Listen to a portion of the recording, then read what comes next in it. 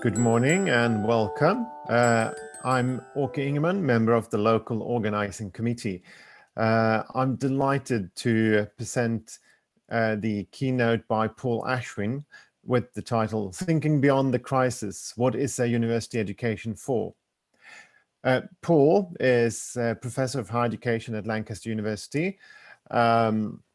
He is also head of department of educational research and deputy director of Center for Global Higher Education, which is a partnership between Lancaster and a series of other universities focusing on higher education internationally. Some of the most recent publications by Paul point to the keynote he will give today. I'll mention two of them: Transforming University Education, a Manifesto, and also then recent lead author of Reflective Teaching in Higher Education. I'm very excited by this keynote by Paul. I think it connects to three sides of myself as in academia. First, as a researcher, I think this keynote will bring out important arguments about the research focus and understanding of phenomena impacting higher education, empirical as well as conceptual understanding. Secondly, as a teacher in higher education, I think this is important that Paul may contribute to bring me back to the core of why I am in academia and how I perceive my relationship with my students. And thirdly, as a part of university management, the topic and arguments here clearly connects to discussion that the university management would need to have to move away from dangerous instrumentalization that we see in many parts of the world, and it's important to engage with the discussion of what is university education for and bring meaning to that.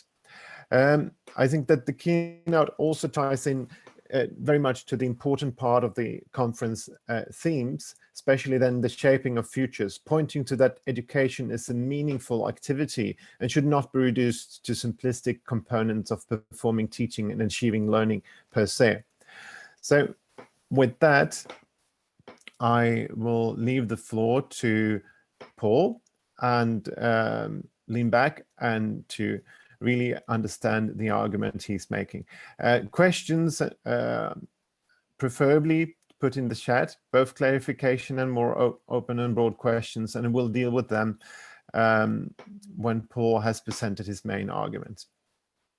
Thank you. Paul, over to you. Thanks, okay. Can you hear me? Excellent, Paul. Okay, and I'll just now share my slides. And if you can just confirm you can see those, that would be great. I see the slides, but you turned off your video, it seems. This seems to happen when I present. I think I might just leave that if that's okay, because it happened last time, and I think we'll cope without that. But if it becomes a huge issue not seeing my lovely face, we can pick it up maybe at the end. We focus on your message and not on you as person. Thanks, okay. So I'm really delighted to be here at the EARLI conference to present this keynote. It's really exciting for me, and I'm really grateful to the organizing committee for the invitation. As okay said, the kind of focus of the keynote is around thinking beyond the crises, and that's plural because the idea that higher education is always facing a crisis. In a way, we've got a particular crisis in relation to the pandemic of COVID-19, but also there are financial crises, there are different kinds of crises that higher education focuses on. And as Ake says, this for me relates to the conference theme because it's about how does a university education shape students' futures, and also what are our educational responsibilities, you know, in terms of as academics, as managers in higher education, and as, you know, institutions committed to higher education. What responsibilities do we have for shaping those futures? You'll see on that first slide that my email address and my Twitter address are there. So if you don't get a chance to have your question answered, or you want to discuss this further after this keynote, then I'd be delighted to hear from you. Also, if you'd want a copy of the slides, I don't know quite what the process is within the conference for sharing those, but if that doesn't work for you, then just drop me an email and I'll be very happy to share them with you. So in terms of the research that underpins this keynote, and this keynote is kind of focused on the big picture, but it is related to some underpinning research that I've been involved in. And this research has been collective research. And particularly recently, it's focused on longitudinal studies of students. And I've been really, initially with that first project, the Pedagogic Quality and Inequality project that I did with Monica McLean and Andrew Abbas, I was kind of initially not sure about the longitudinal focus, where we track students through the 3 years of their undergraduate studies of sociology in that project. But by the end, I was completely converted. And in the longitudinal studies I've done, I've really begun to see, or I've been involved with, I've really begun to see the challenges for the higher education literature largely being focused on snapshot studies. So for example, a number of students you interview them in the first year and they talk to you about what a wonderful time they're having, and then you interview them the next year and they reflect back on that experience and they tell you how unhappy they were. Similarly, in the most recent project where we're looking at chemistry and chemical engineering in 2 English, 2 South African and 2 universities in the United States, and again, tracking those students through the 3 or 4 years of their degree, we had a situation where there was a student studying chemistry who was absolutely committed to becoming a school teacher. Every choice that he made on his degree was connected to becoming a teacher. And then because we've got a follow-on project where we're tracking students now through the 3 years after graduation, we interviewed him after he'd started his teacher training and he absolutely hated it. So just that sense of how individual paths change over time, how people reflect on their experience and it has a different meaning over time, has really kind of converted me to the power of undertaking longitudinal studies. And it's been a real privilege to do that. The other thing that's important about these range of studies is that we've kind of taken multiple perspectives. So the elements that I will focus on in this keynote are very much related to the phenomenographic analysis we did of these interview data, but in both projects, there's been other forms of analysis, other pathways through that have been focused on in the study. So, as I've said, these are both collective projects. The first one was with Monica McLean and Andrew Abbas. The second one, where we're looking at chemistry and chemical engineering in the UK, South Africa, and the United States, is a much bigger team. And just to acknowledge the work of those, you've got the names of the team members there. So I mentioned at the beginning that there were many crises facing the university, but if we think about the particular challenges related to the COVID-19 pandemic, there's a number of issues that have arisen. So students are studying in more diverse settings with related links to online teaching. This has increased inequalities between students who have the kind of resources to maximize their participation in online education and those who don't. In societies related to the pandemic, there have been falling rates of employment, and particularly youth and graduate employment, which again puts pressure on what is this university education for. Increased pressure on government funding, as there are many demands related to the pandemic on the money that governments have. So how does higher education, how does university education relate to that as a priority? And increased pressure for universities to deliver employability, certainly in the UK, but in many other countries as well. A sense that what an undergraduate degree is for is to prepare students for some kind of employment.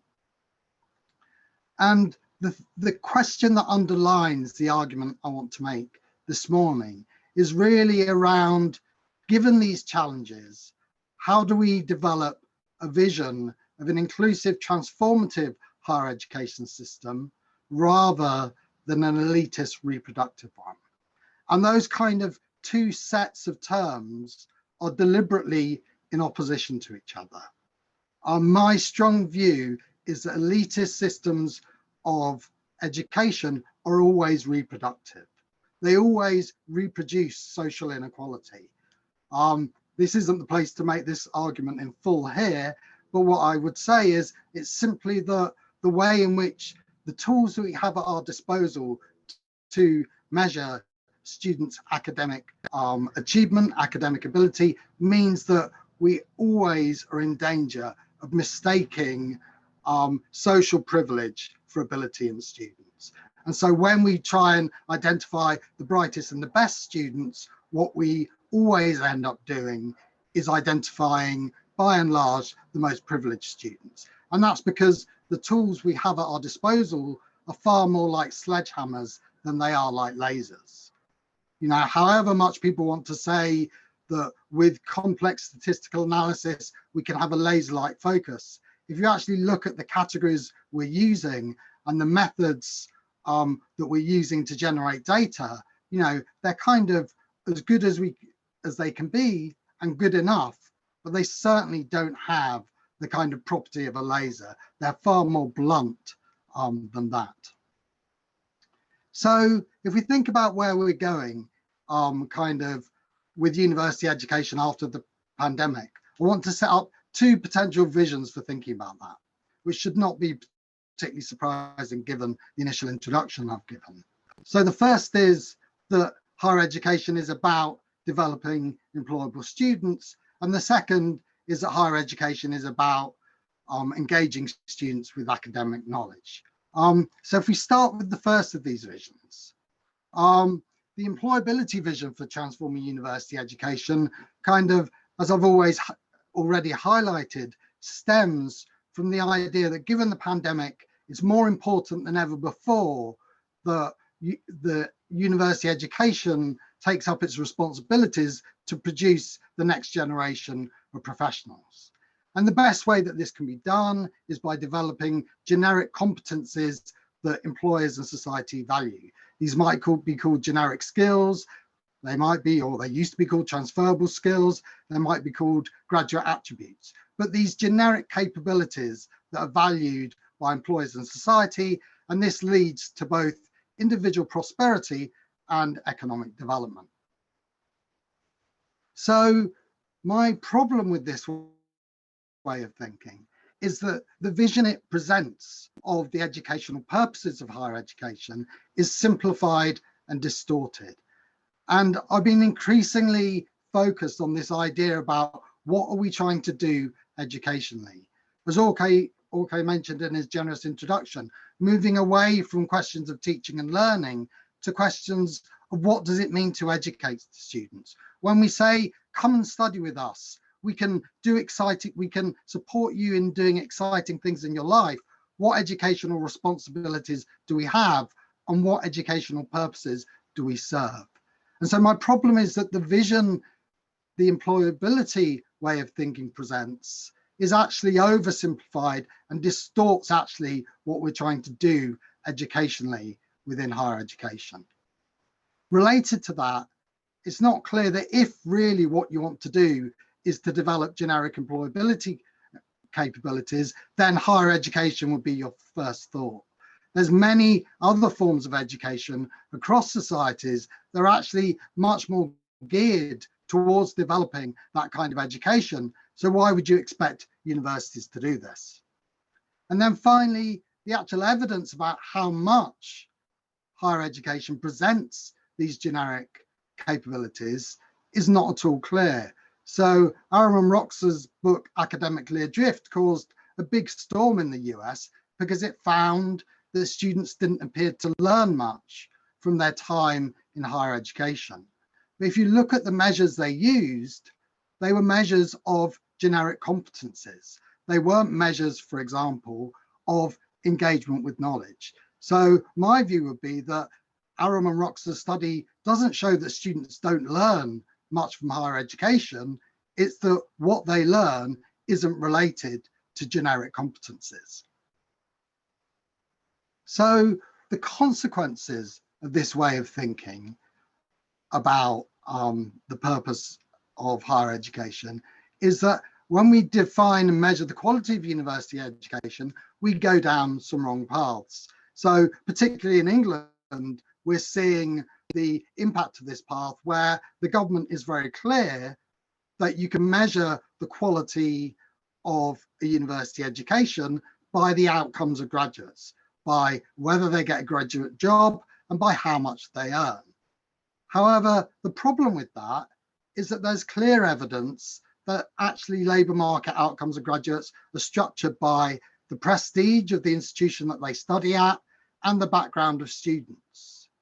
So we end up with a situation where, as I mentioned earlier, we mistake social privilege for academic abilities in students, but we also mistake institutional prestige for institutional quality in universities. So we think the more prestigious universities offer a higher quality of education, whereas there's plenty of studies that suggest that actually prestige tells you nothing about the quality of education on offer. It's not that more prestigious universities are worse or less prestigious universities are better. It's just that prestige isn't a useful way of measuring educational quality. And in this way, because it reinforces the dominance of elite higher education, because those elite institutions are seen to offer the best outcomes, and because access to these institutions is stratified, so more privileged students tend to go to more prestigious institutions, and Cantwell et al. In their study of high participation systems of higher education show this is true even in systems that we would consider more equal, like Finland and Norway. What this does is it reinforces the reproductive role of higher education. So for me, these consequences are not consequences that I would want to bear. So if we think about how do we respond to this challenge, then my argument would be that actually there's a form of category error at the notion of generic competencies. So my response to this says, just because we can describe a practice in terms of generic competencies, it doesn't mean that that's what's actually at stake in this practice. So we can describe the same practice in terms of as many generic competencies as we have the imagination to generate. So for example, this keynote, we can describe it in terms of my lack of communication skills as I failed to make my point clearly. We can describe it in terms of my lack of IT skills as I fail to get my camera to work. We can describe it in terms of my lack of time management skills as I run out of time and fail to get to the end of my presentation. But just because we can describe it in those different terms, it doesn't mean there are a number of different keynotes going on. It doesn't mean that I'm operating all of those lack of competence. There's still only one presentation. So the idea that just because we can describe something in terms of generic competencies means that's what's at stake there, for me, is a category error. And in the book that underpins a lot of the arguments in this keynote, Transforming University Education Manifesto, I take the example of writing a shopping list for a household for a week, and I show how the writing of that list could be seen to fulfill all of the graduate attributes that universities claim they offer.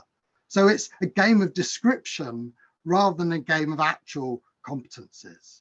So my argument would be that skillful practices are based on far more than generic competencies.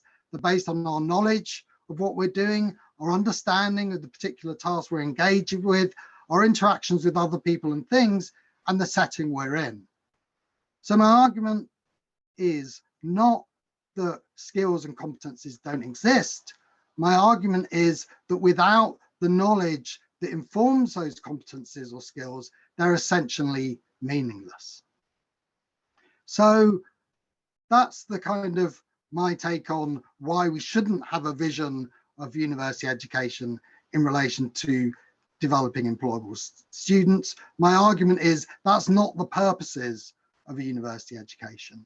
To be clear, that doesn't mean that I think developing employable students isn't something important that universities do, it is rather, it's not the central educational purpose of a university degree.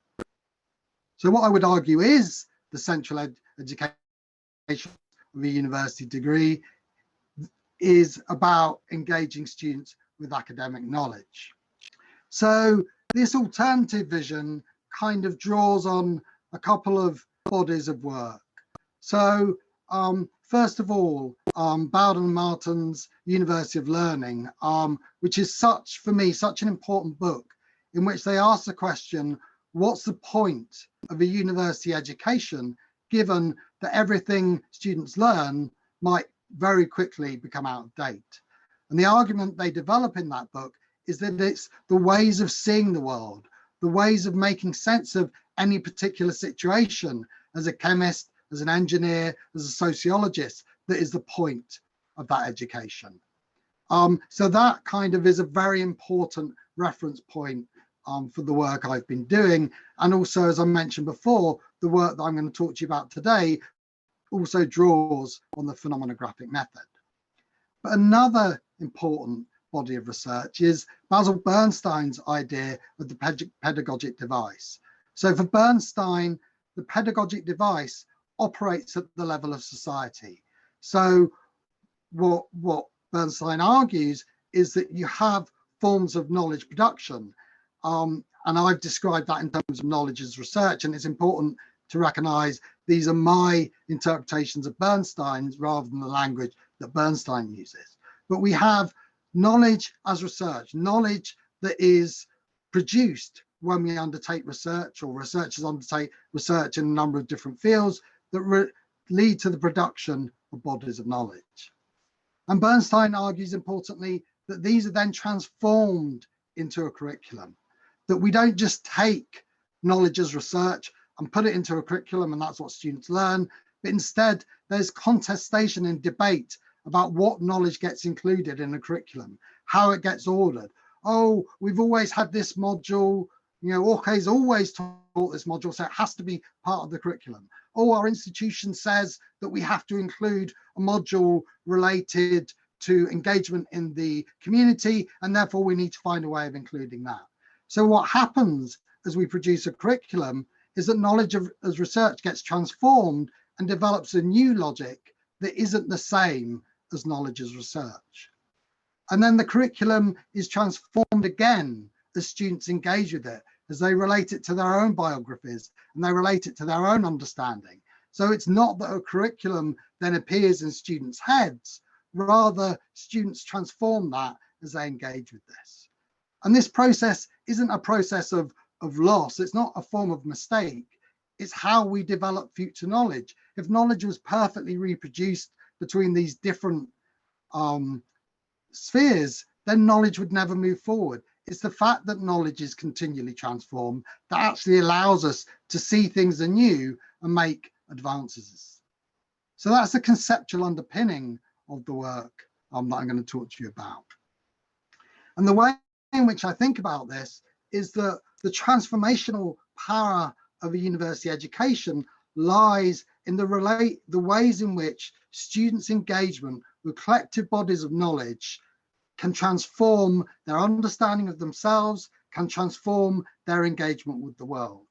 And that's, I would argue, the purpose of a university education, is to introduce students to collective bodies of knowledge, not facts, not generic competencies, but collective bodies of knowledge that have been developed over centuries that allow them to engage with the world differently. Now, clearly not everything a student does at university or in a higher education institution is related to the knowledge they engage with. There's plenty of other activities they engage with. And so there's also an arrow between students and the world. So that's my way of understanding the purpose and power of a university education. And to try and give you a sense of what this might mean in practice, this is a quote from a student we gave the pseudonym Esther to, who was part of the project that I did with Monica McLean and Andrew Abbas. And Esther says about sociology, there's no destination with this discipline. There was always something further, and there is no point where you can stop and say, I understood I'm a sociologist. The thing is, sociology makes you aware of every decision you make, how that would impact on my life and how it can impact on someone else. And it makes the decision harder to make. So a sense that for Esther, this is a completely personal commitment that changes her sense of what the world is and what she can do in the world. Now, normally about this time, someone will think, Paul, but that's sociology. You know, that's what we'd expect of sociology. It's not the same in all disciplines. So here's a quote from a student from the latest project we're looking at, a chemistry student who we've given the pseudonym Donna to. And Donna says, I'll observe something which to someone who doesn't do chemistry, they'll just see it for what it is. But then in my mind, I just start thinking about the theory behind why that's working. Sometimes the science element kind of goes off in my brain and I start analyzing things in that kind of way. Because I mean, science is great to know, but it's not purely for the benefit of knowledge. We want knowledge, but then we want to see how we can use that knowledge and how we can apply it and improve things. So again, what I really like about this quote from Donna is that it's clear for Donna, chemistry is a way of seeing, but this isn't a kind of set in contrast with the idea of applying knowledge. It also contains the idea of the application of knowledge. And what this slide does is it gives you many other studies, most of which I haven't been involved in, that take a phenomenographic approach to understanding the ways in which students understand different disciplines. So we have on the left-hand side, the discipline from accountancy through to sociology, which is a study I was involved in, and then the references for the studies. And then what we have is a kind of least inclusive account, the idea of this is how the particular subject immediately appears to students. So in accountancy, that's about routine work. In music, that's simply about the instrument you're playing. And then a watershed account in which students reach the stage we'd normally expect within an undergraduate degree. And this is an account that shows the way in which it's structured by the collective body of knowledge that students has engaged with. So seeing accountancy as meaningful work, or seeing geoscience as interacting systems. And then finally, a most inclusive account, and it's written in terms of inclusion because each later account includes the previous ones, in which it's actually about a way of engaging with the world. So it goes beyond the structure of knowledge to the student talking about the ways in which this particular subject allows them to engage with the world. And clearly, this kind of structure is quite reminiscent of John Biggs's work on the solo taxonomy, the notion of a kind of unistructural approach with the least inclusive account, to a relational approach with the watershed account, to an extended abstract approach with the most inclusive account. But for me, what these studies do is they show that the ways in which students engage with knowledge in different disciplinary areas is different. It has a particularly disciplinary sense of what that student gets access to, which is incredibly important when we think about the purposes of a university education. And then what I've got here are the kind of emerging outcomes from the latest study. So for the chemistry element, this is something that we've spent a lot of time on. We're just finalizing the paper on. So for me, this is quite robust, where students shift from understanding chemistry as about simply doing chemistry. Chemistry is the doing of chemistry, to watershed account, where that's structured by learning about interactions between molecules, to a most inclusive account that's about explaining interactions in unfamiliar situations. The chemical engineering outcome space is at a much earlier stage of analysis. And at the moment, we're seeing it in terms of seeing chemical engineering as solving problems, shifting to solving those in open systems, to seeing chemical engineering as optimizing solutions to societal problems. That outcome space is less developed. And to me, the fact that there's kind of jargony words like optimizing in there, to me reflects that we've still got some more work to do on that, but I thought I'd share it with you as an interesting thing to look at. And another take, another way in which students' engagement with knowledge leads to different kinds of outcomes within different kinds of subject areas. So there we have different accounts of knowledge and how students engage with them. But I'm also interested in how students' experience of their educational processes seem to impact on the level of change in their accounts. So what we've done in these longitudinal studies is we've interviewed students through the 3 or 4 years of their degree on a number of things each year. But one of the things we've done every year is taught to them about how they understand chemistry and chemical engineering. So this allows us to track how their understanding of those subjects develops over the course of their degrees or changes over the course of their degrees, and also begin to look at which factors appear to be related to students who change and students who don't change or change less than other students. And in that analysis, 2 things have kind of seemed to be really important. And they're both related to students understanding or giving an account where they show that they understand that they're in an educational relationship with their institution, that they understand their university degree is about them being educated in some ways. And there's 2 elements to this. So first of all, that they understand that their education is a process in which they're changed by that education. And the second is that their relationship with their degree program is not just about them taking resources, but it's about them working with their institution to engage with their education. So a few quotations to try and illustrate the kind of distinctions that I'm working with here. So first of all, a process in which students are changed. So we have 2 quotes from students from the same university in South Africa. And Matotsi says, "It's being an active learner who not only goes to lectures and studies, but I need to have an inquisitive mind and learn more about my work for myself." Whereas Mwande says, "The university degree is valuable because it allows you to think in a way the person who doesn't have a degree wouldn't think. All these parts in your brain that wouldn't be at any time unlocked or unleashed or whatever. Universities allow you to reach those parts." Now, what I really like about the distinction between these quotations is that it's not about good or bad students. Matotse wants to be an active learner. They want to do all they can to learn about their work. What's important is there's no sense across Matotse's account that actually they expect to be changed by doing that work. There's no sense that they will be changed by their engagement with knowledge, whereas from one day, there's a clear sense that actually engagement with knowledge will change the ways in which the parts of their brain operate and are unlocked.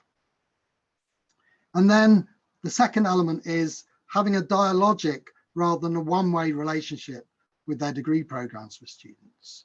So Hayden from an English university says, "I suppose educationally it's down to me.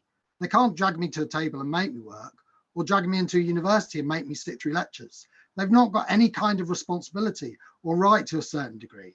Because if I want a day off, I can have a day off. I pay for it. That's the way I see it." Whereas Sivuyile says, "My responsibility as a student is to create a network and allow myself to communicate and make use of all the structures and facilities that the university has made available for me to better myself."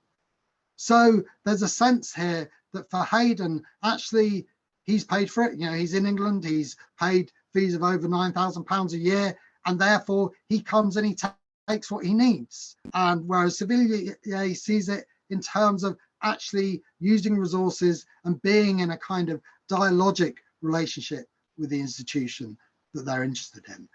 And when we look across all of the students that we interview, what we find is that where students don't understand that their university education is about them being changed, or they don't understand that they're in a dialogic relationship with their institution, then they tend to develop less inclusive accounts of their knowledge of chemistry.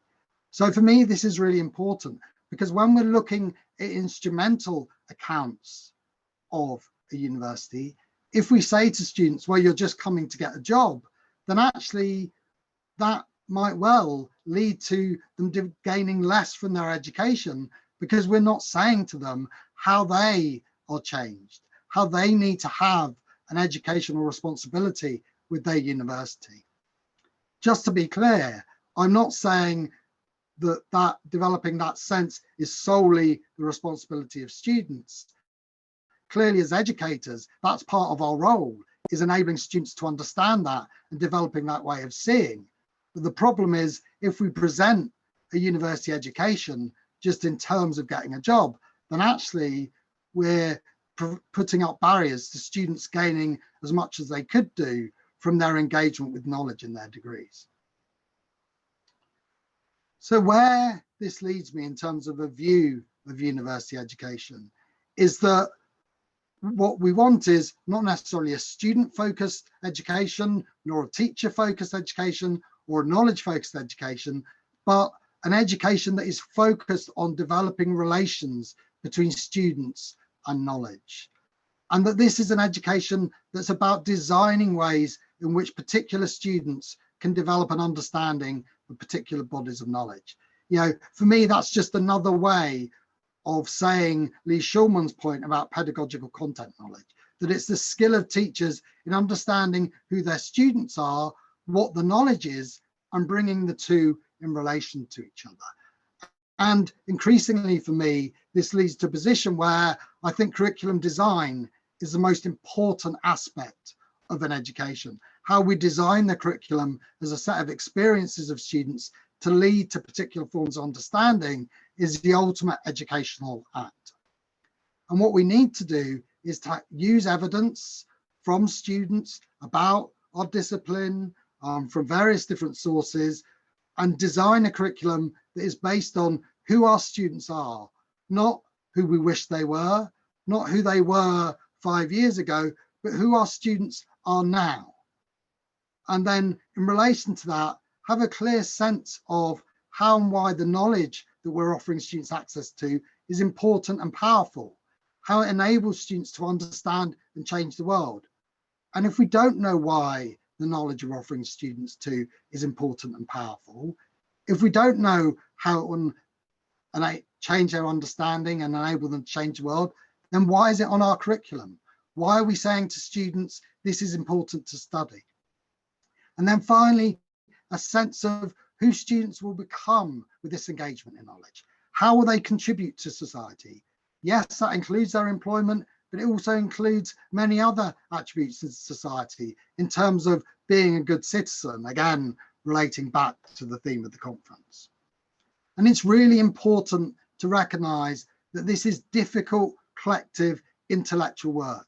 The designing a curriculum isn't the work of one brilliant teacher, but is a collective work in which a group of people, including academics, including learning technologists, including educational developers, including students, come together and talk about and think about how we can give students access to important knowledge that can change them and enable them to change the world. So if we come to the final so what questions before we move on to your questions, my central argument is that we need stronger educational arguments for the power of a university education that offer clearer accounts of why the knowledge that we offer students access to is powerful and who it will enable students to become in the future. So many debates about the purposes of a university education are economic or political, but actually we need to have educational arguments about what a university education does and why it's powerful and what it allows students to do in the future. And universities need to commit to finding ways of making this powerful knowledge accessible to all students. Our responsibility as universities is to look after knowledge for society. And that gives us a tremendous responsibility to giving as many people as we can access to this knowledge so that we can have an inclusive, transformative education system that responds to the new situations created by the pandemic. So an important question for us in thinking about our curriculum design is, have students and their situations changed because of the pandemic, and how do we take account of that in the education that we offer them? As I've said, this is challenging and difficult work, and it involves universities in really focusing on what they're trying to do educationally. But if we don't do this, if we don't step forward and really highlight what we're trying to achieve educationally, why that's important, and what it will allow students to do in the future, then we're going to be left at the mercy of oversimplified accounts of the value of higher education that actually impoverish what that education is for. There are many different organizations motivated by a profit motive who want to move into the space of higher education, who aren't interested in helping students to develop the transformative relationship to knowledge. So it's really important that we put that educational commitment of placing students and knowledge at the center of what we do educationally, and really showing how that develops an inclusive, transformative system. It's really important that we do that. Otherwise, we'll end up reinforcing a reproductive and elitist system of higher education. And I'll leave it there, and I hope that was useful. Thank you very much, Paul. It came through clear to me. And there you are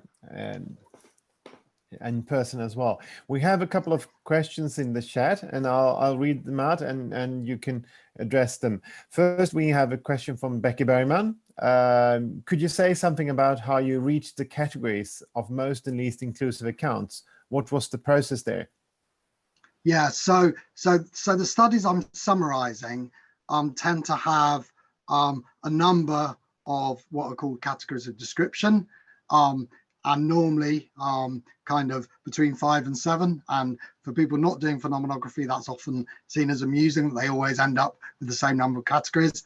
And then what I've done in that table is I've summarized those categories in terms of 3 steps. And this really comes from Van Rossum's work looking at different kinds of accounts. So there's kind of 2 steps. So within the chemistry study, what we did is we worked collectively on the data to try and understand the variation in the way that students understood chemistry. We took all of the accounts of chemistry from across all the years of the data and kind of essentially asked the question of what are the different ways of understanding chemistry within these different accounts?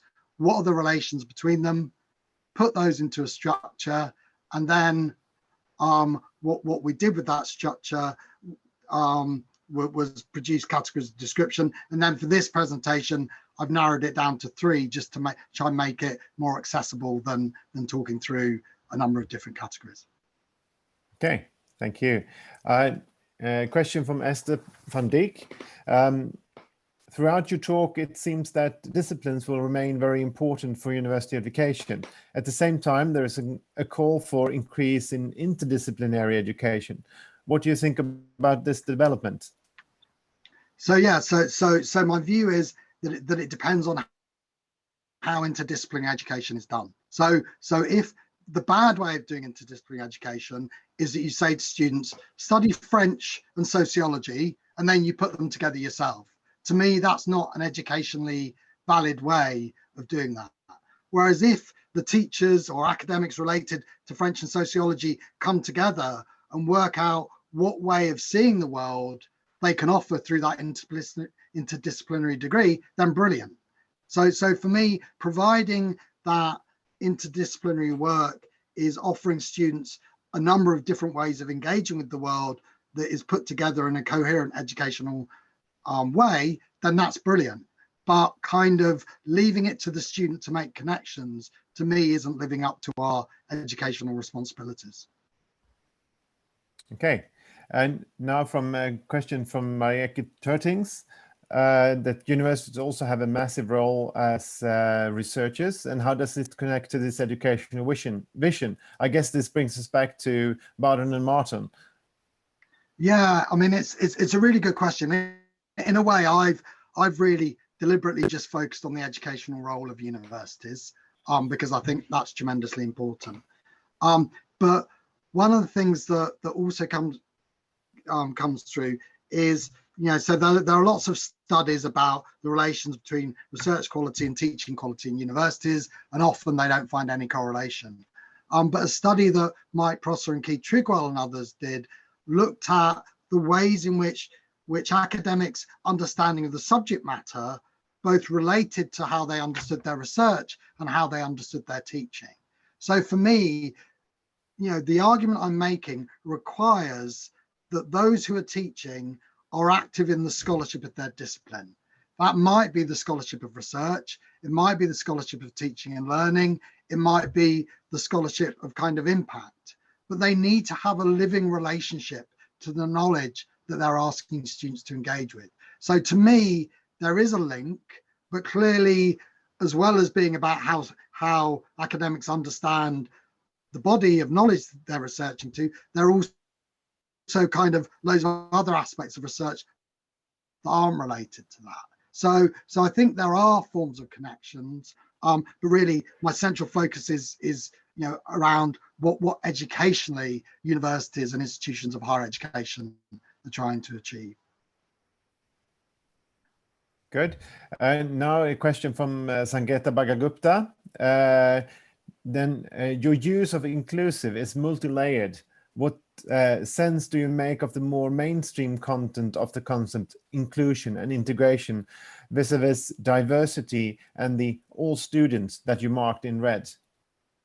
Yeah, no, that's a really good question. In a way, the way I'm using inclusive is really as a kind of, there's an idea that all, from George Kelly, personal construct theory, that all constructs are kind of have two poles. And really, the way I'm using inclusive is at the opposite end of the pole of elite. So it's that kind of inclusion that I'm talking about. But clearly, if you to go down a debate about inclusion, then whether that's the right word for what I'm describing, I'm certainly open to the fact there's probably better and more inclusive ways of talking about that. So I kind of, I'm using it as a way of differentiating between elite education. I also recognize that thinking about how we describe that is something that's important and needs further development. Yes, that sounds like it.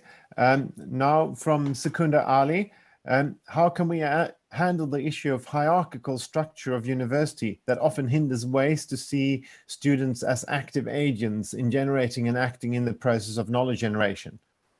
Yeah, no, it's a great question, and clearly how we do that will kind of vary according to our institutional and national situation.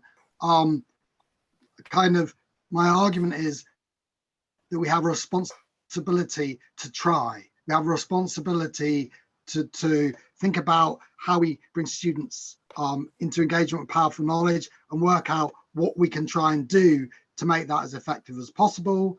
But equally, university managers have a responsibility as well, and we can't do that without them.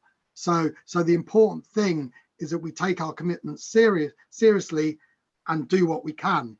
But we also have to recognize that that's not always going to be successful. And I think recognizing that, the kind of, my sense is that in the end, we're probably all going to be wrong. But what's important is that we take our responsibilities seriously. We do what we can to bring students in relationship to powerful knowledge, but we also recognize there are things beyond our control that we can't affect. So it's about contributing to the argument. And in a similar way, the argument I'm making is a particular argument. And then what happens to that is that people reinterpret it. They come up with other ways of doing it, contestations. So my success isn't everyone doing what I'm arguing for. It's people engaging in further discussion about how we move education forward. If we can put education at the center of the debate about what universities do for students, then that for me is what's crucial. It's not whether my arguments go forward or someone else's. It's about thinking seriously about our educational role as universities that's important. Yeah, and coming back to that, all the hierarchical levels of universities engage in this discussion. I think that's an important point. Now, from user Henrik Nieminen, how do you, back to the higher education field, how do you see the role of higher education research in striving for such educational ideals? Should higher education research field do something different or better to impact practice or to raise these questions? It's kind of difficult. My sense of higher education research is that it tends to work well when you're researching questions you're passionate about. If you're researching questions that other people have told you to research, or someone's giving you a contract to do some research, it's a kind of different kinds of process. So for me, it's not necessarily about the research as research that's crucial, but it's about how we engage with these wider conversations. So the Transforming University Education book was a deliberate attempt on my part to speak beyond the higher education community and say, look, what are we trying to do with an education? And so for me, it's that point that higher education needs to think about, is how does it speak beyond higher education researchers to academics, to managers, to policymakers, to the wider public in their terms rather than our terms. What researchers can do too often is to say, oh, but you're asking the wrong question. Here's my answer to the question you should be asking. And actually, we need to take their questions very seriously and work out how we can answer their questions and develop their understanding in their terms. So in a way, that's about our educational responsibility as researchers, is that we don't just do this research for the sake of doing research. It's about how we do that and how we engage in those conversations. And clearly, that's not something that you say to early career researchers, that's what you've got to do. To me, the professoriate, it's their responsibility to lead that discussion. Too often in these kind of debates, what we do is say, oh yeah, all new PhD students must do this. Why is that fair? The people who have positions of power and have a voice need to use that voice first and show by example, rather than saying, oh, well, the new generation will do it. The new generation is as good and as bad as the current generation. So we have to lead by example in terms of doing these things. Yes, I think this connects to the next question as well, from Robert Kortz-Freudinger. You seem to equate or highly relate the employability perspective with generic competences. How do you see the value of discipline-specific knowledge, skills, etc., for this employability perspective? Yeah, no, I think it's really important. And the thing is, I'm arguing against a particular version of employability. I'm not arguing against employability. So clearly, when students come to university, for them and their families, it's really important that they know where they go at the end of it. But what we have to do as universities is, if we're going to say to students, this is where your degree is going to take you, we need to know that's actually the case. We can't just pick on famous alumni and say, look, this person did this. We actually need to think about, how does that education move into society? And I, for me, this kind of is a new aspect of thinking about that education, is actually taking more seriously where our graduates go, what they do, and think about, do we have a role of supporting them in the future? So for me, employability is really important, but the terms in which we do it need to be related to what we're trying to do educationally, and actually need to be based on sustained work and evidence about what graduates do in the future. Now, there are programs that do that and do know about that, but equally, when it gets talked about generally, it's kind of done in this kind of, oh, well, if we can show the salary, then maybe we've done enough. So for me, there's an important body of work that if we're going to make claims as a university about what students are enabled to do in the future, then we have to be rigorous in supporting those claims with evidence. Thank you. Now, a question from Krina Damsa. You seem to be suggesting a way of thinking and working for universities that is guided by Humboldtian principles, rather than the institutional governance and performativity principles the university are basing their organization and approaches now. How do you see this being possible in the context of this complex reality? Yeah, so I'm not sure it is possible, but what's important is to argue for it. And I think where my perspective is going is to, universities are such noisy institutions that higher education research is dominated by the university as a unit of analysis. And what I'm much more interested in is how does a higher education system made up of many different institutions and many different kinds of institution offer all students access to knowledge? So it's trying to think about that system nationally and internationally and thinking about how we give students access to that knowledge. Now, that's not going to lead to a transformed system. And if it did, I'd probably be horrified at what it created. I sometimes say the only worse thing than being ignored by policymakers is being listened to by them when you see this great idea you have being transformed into something else. So it's about being part of the debate. It's about putting arguments forward, but recognizing you're one voice, there are other voices, there are other priorities, and kind of engaging in that debate and discussion as an equal partner to others, rather than kind of insisting that your view of the world is the only view that matters. I've got a couple of comments here. I'll read them, and if you would like to re-comment on that. So first from Naima Lafrashi, education is undervalued, research is over-evaluated. There are more people or students working outside the university world or research world. So giving them tools, sensitivity to the world is so important. Encourage them to make links, to translate this knowledge into the field on a daily basis. But maybe that's because research goes with funding. Well, I mean, most universities, if you look at their funding, they get the vast majority of their funding from the education they offer.